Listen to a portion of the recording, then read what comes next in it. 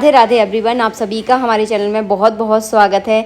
नाग पंचमी पर किस तरह से पूजा की जाती है एक शास्त्र अनुसार विधि में आप लोगों के साथ शेयर करने वाली हूँ, जो हमने किताबों में पढ़ा है। अगर आप इस विधि से पूजा करते हैं तो आपकी कुंडली का काल्प सर्प योग काफ़ी हद तक ख़त्म हो जाएगा। और दूसरी बात, अगर आपको सपने में बहुत ज़्यादा सर्प वगैरह दिखाई देते हैं तो वो सर्प जो है ना आपको नहीं दिखाएंगे। तो नाग पंचमी पर इसी तरह से जो है ना पूजा करने का महत्व बताया गया है पुस्तकों में, यानी शास्त्रों में। तो आपको क्या करना है, आटा लेना है। आटे को थोड़ा सा टाइट आपको गूंदना है और आपको 9 लोइयाँ बनानी है। 9 लोइयों से 9 सर्प बनाए जाते हैं। तो इन 9 सर्पों का अलग अलग नाम होता है। हो सकेगा तो मैं डिस्क्रिप्शन में इनके नाम देने की पूरी कोशिश करूँगी। संस्कृत में रहते हैं तो थोड़ा सा लिखने में दिक्कत होती है, अगर हो सका तो मैं ज़रूर दूंगी इनके नाम।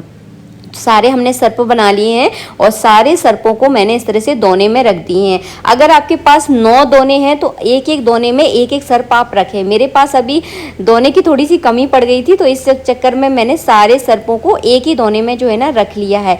इस थैली में मैंने पूरा सामान रखा हुआ है पूजा का। वैसे अगर शास्त्र अनुसार अगर बताया जाए तो नाग पंचमी की पूजा, सर्पों की पूजा मतलब घर में कभी नहीं की जाती। ये शिव मंदिर में जाकर ही इनकी पूजा की प्रधानता होती है। तो आपको क्या करना है, 9 आपको दोने लेना है। जैसे कि मैंने आपको बताया मुझे दोने नहीं मिल पाए थे तो मैंने इस तरह के 9 पत्ते ले लिए हैं। आप यहाँ पर पीपल के पत्तों का भी प्रयोग कर सकते हैं। अब इनको नागों को विराजमान आपको कैसे करना है, शिवलिंग की 8 दिशाओं में आपको 8 नाग रखने हैं और एक नाग आपको शिवलिंग पर रखना है। तो 8 दिशाएं कैसी होती हैं ये भी थोड़ा सा मैं आपको बता दूं। 4 कोने होते हैं और 4 दिशाएं होती हैं। तो उसी हिसाब से जो है ना आपको नागों को विराजमान करना है। जैसे कि हम यहाँ पर वीडियो में आपको दिखा रहे हैं, चारों तरफ जो है ना 8 नागों को आपको विराजमान करना है और एक नाग शिवलिंग के ऊपर आपको विराजमान करना है। आटे की जगह आप चांदी के नाग बनवा सकते हैं, तांबे के नाग जो कि इजीली आपको मार्केट में मिल जाएंगे, बहुत ज़्यादा महंगे भी नहीं आते हैं। तो उन नागों को भी आप इस तरह से विराजमान कर सकते हैं। आटा तो देखिए सबके घर में होता है,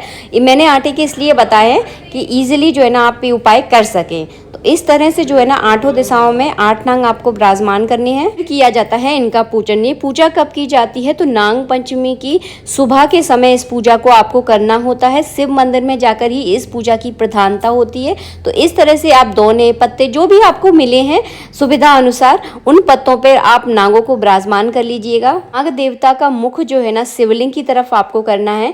इसके बाद करना है आपको पूजन। तो पूजन में सबसे पहले आपको जल चढ़ाना है। तो सर्वप्रथम आप जो है ना गणेश जी पर जल चढ़ाएं, उसके बाद पार्वती माता पर, उसके बाद नंदी जी पर और उसके बाद कार्तिकेय पर और उसके बाद आपको शिवलिंग पर जल चढ़ाना है। और जल चढ़ाने के बाद फिर साथ की साथ सभी नाग देवताओं की आपको स्टेप बाय स्टेप जो है ना सभी की समानताएं जो है ना पूजा करनी होती है। तो सर्वप्रथम जो है ना दीपक प्रज्वलित किया जाता है। तो हमने यहाँ पर घी का दीपक प्रज्वलित कर लिया है। बिल्कुल स्टेप बाय स्टेप आपको सारी चीज़ें समझा रही हूँ ताकि आपको कहीं कोई दिक्कत ना हो पूजा करने में। और नाग पंचमी पर जो है ना पूजा करने की विशेष प्रधानता इसी तरह से बताई गई है शास्त्र अनुसार। तो सबसे पहले हमने यहाँ पर जल चढ़ाया और जल जो है ना हम अपने घर से ही लेकर आए थे और इसमें हमने थोड़ा सा गंगा जल मिलाया है। अगर आपकी कुंडली में कहीं कोई काल्प सर्प योग है तो साल भर में यही एक ऐसा मौका आता है जब आप काल्प सर्प की योग की शांति के लिए स्वयं जो है ना इस उपाय को कर सकते हैं। इसमें कोई ज़्यादा खर्चा भी नहीं होगा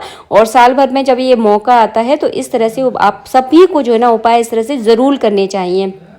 हम बहुत सारे लोगों को नहीं पता होता कि हमारी कुंडली में काल्प सर्प योग है भी या नहीं भी है। तो हम सबको उपाय करना चाहिए। जिनकी कुंडली में काल्प सर्प योग होगा उनको तो बहुत ज़्यादा शांति मिलेगी ही, और जिनकी कुंडली में अगर नहीं भी है तो उन पर भी जो है ना भगवान शिव की कृपा बरसती है और उनकी आगे आने वाली पीढ़ी में जो है ना काल्प सर्प योग जो है ना नहीं होता है। इसीलिए पूजा सभी के लिए बताई गई है। इसीलिए सावन के महीने में नाग पंचमी पड़ती है और सबको ये पूजा जो है ना ज़रूर करनी चाहिए।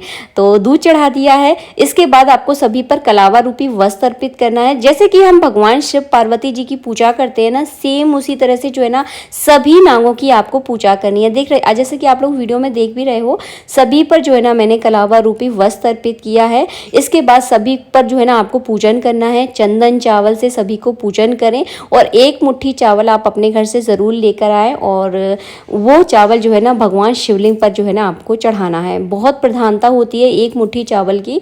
तो जब भी भगवान शिव की पूजा आप शिव मंदिर में करने जाएं तो एक मुट्ठी चावल अपने घर से ज़रूर लेकर आएं।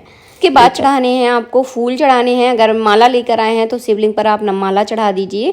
और पूजा करते समय आपको नमः शिवाय का मन में जाप करना है, तो नमः शिवाय बोलते रहिए। और इस तरह से जो है ना घर के सभी सदस्यों को नाग पंचमी वाले दिन पूजा ज़रूर करना चाहिए। खासकर घर के मुखिया की विशेष प्रधानता मानी गई है, तो घर के मुखिया को ज़रूर करनी चाहिए। अगर घर में 4 सदस्य हैं, अगर कर सकते हैं तो सभी को करनी चाहिए। अपनी अपनी जीवन की उन्नति के लिए मानी गई है ये पूजा। इसके बाद जो है ना आपको भोग लगाना है। जो भी आपने नाग पंचमी दिन वाले दिन किसी के घर में चीले बनते हैं तो किसी के घर में जलेबी बनती है, तो हमारे यहाँ तो मीठा बनने का बड़ा शगुन होता है। हमारे पास का जो गाँव है वहाँ तो पता है घर घर में जो है ना नाग पंचमी वाले दिन जलेबियों का शगुन रहता है। तो आपके घर में, आपके आसपास, आपके परिवार में जो प्रधानता रही हो, जो मीठा बनाने की शगुन रहा हो, उस हिसाब से आप बना सकते हैं। इसके बाद उनका भोग लगा दीजिए और फिर जो है ना आपको आरती करनी है। वही भगवान शिव की आपको आरती करनी है। सबसे पहले गणेश जी की कर लेना, उसके बाद भगवान शिव की आरती कर लेना। आरती करने के बाद जल का अर्घ आपको देना है।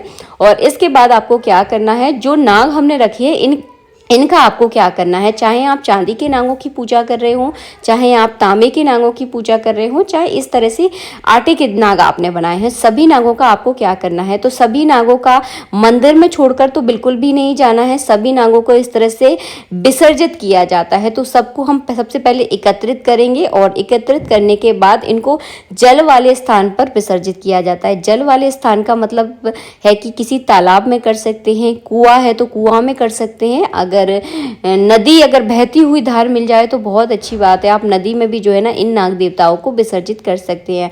अगर आपके घर के से अगर दूर, अगर पास में भी कोई बामी है, मतलब नाग देवता का कोई घर है, तो उस जगह पर भी आप इन नाग देवताओं को जो है ना विसर्जित कर सकते हैं। राधे राधे, जय श्री राधे। आप सभी को नाग पंचमी की हार्दिक शुभकामनाएं मेरे परिवार की ओर से।